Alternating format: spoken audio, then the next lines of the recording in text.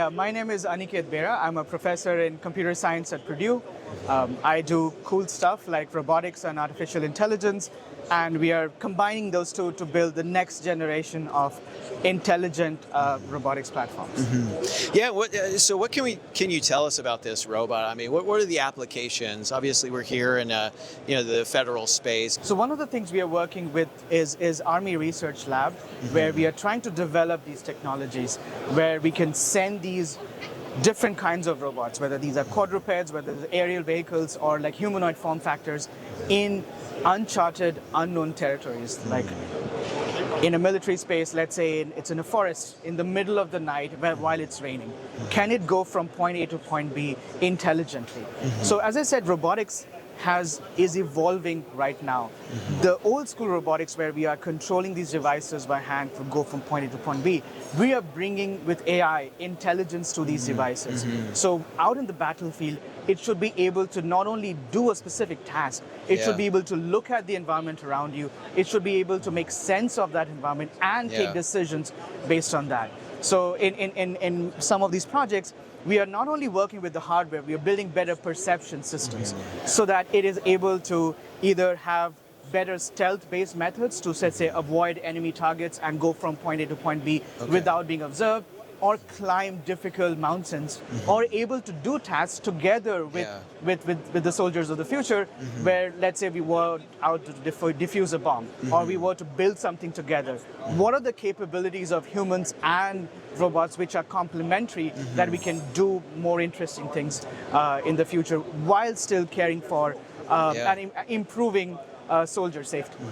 Yeah, that's incredible. And one of the themes is intelligence, AI, but responsibility and the ethics behind it. I mean, is there a requirement for human intervention for validating and verifying? What are some of the left and right lateral limits to kind of keep it within that? That is a very good question, and I think that bridges the key pillar for this conference is better simulation platforms. So a lot of these robotic platforms are trained on observing from the real world, getting information from the real world, and sort of imagine how a child sort of learns to interact with the world and it spends a lot of time. We don't have that much time, so we need to feed it lots and lots of data for it to interact with. Unfortunately, in a military setting, that gets trickier because getting real live data for these robots to learn from is difficult. So then we move to the next best alternative, is building these very efficient, very large-scale simulation platforms where we can build all of these nuances like safety and trustworthiness into those platforms so that it is trained in a strong way, so that these robots have a sense of what is right, what is wrong, what it can do, what it shouldn't do. It is still a very open problem.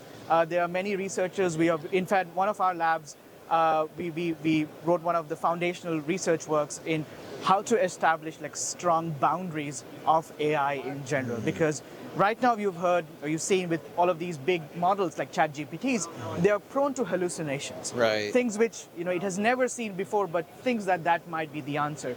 Some of those problems trickle down in a robotics AI space as well.